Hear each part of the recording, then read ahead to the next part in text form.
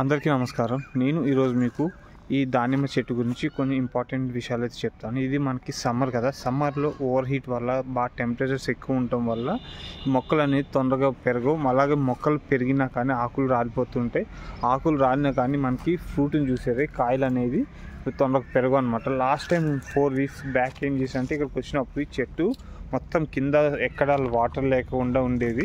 Water లేకపోతుంటే ఏం చేసాం, మొత్తం ఒక్కసారి తవ్వి దీంట్లో కొంచెం వర్మీ కంపోస్ట్ వేసి మొత్తం తవ్వి దీంట్లో మొత్తం వాటర్ అనేది ఫిల్ చేసా. వాటర్ అనేది మొత్తం చేసాను. ఇదిగోని చుట్టుపక్కల మొత్తం వాటర్ వచ్చేసింది. వాటర్ ఉండి అంటే చాలా డీప్గా వాటర్ వెళ్ళి మనకి కాయలు అయితే పూత వచ్చి ఆల్మోస్ట్ చాలా ఫాస్ట్గా కాయలు కూడా సైజ్ వచ్చినాయి. ఏంటంటే వన్స్ మీకు ఇలా వచ్చిన తర్వాత ఎవ్రీ 15 days కానీ లేకపోతే మీకు వాటర్ ఫెసిలిటీ ఎక్కువ ఉంటే ఎవ్రీ 1 week కానీ వాటర్ చేసుకుంటూ ఉంటే మనకి ఈ చెట్టు హెల్తీగా ఉంటుంది. అలాగే మనకి కాయలు పెద్ద పెద్ద కాయలు అనేది వచ్చే అవకాశం ఉంటుంది. ఇదేంటంటే ప్రీవియస్గా చాలా సంవత్సరాల నుంచి చెట్టు అయితే మా గార్డెన్లో ఉంది, కానీ కాయలు కాస్తుంది కానీ చిన్న చిన్న పిందులు పూత దగ్గర రాలిపోతుంది.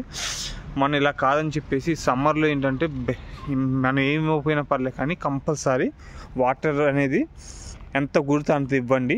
వాటర్ అలా ఇవ్వటం వల్ల మనకి చెట్టు అనేది చాలా హెల్తీగా ఉంటుంది. చూసారా, ఆకులు చిగుర్లు బాగా హెల్తీగా ఉన్నాయి కదా. ప్రీవియస్గా ఏంటంటే మొత్తం ఇది అన్హెల్తీగా ఉండే చెట్టు అయితే మొక్క అయితే అన్హెల్తీగా ఉండడం వల్ల బాగా ఏ కాయ పెరిగేది కాదు, ఏమి వచ్చేది కాదు. అందుకోసమే ఒక్కసారి కొంచెం మొక్క కొంచెం గట్టిగా అయ్యేదాకా కొంచెం పెద్దగా అయ్యేదాకా బాగా కేర్ తీసుకుని తర్వాత దానికి అదే హీల్ చేసుకుని త్వరగా ఏంటంటే ఎటువంటి విపత్తులైనా చాలా వరకు తట్టుకునే శక్తి అయితే మనకి ఈ చెట్లు అయితే ఉంటుంది. ఐ హోప్ ఈ వీడియో మీకు నచ్చింది అనుకుంటా. మరికొన్ని ఇలాంటి వీడియోస్ కోసం ఈ ఛానల్ సబ్స్క్రైబ్ చేయడం మర్చిపోకండి.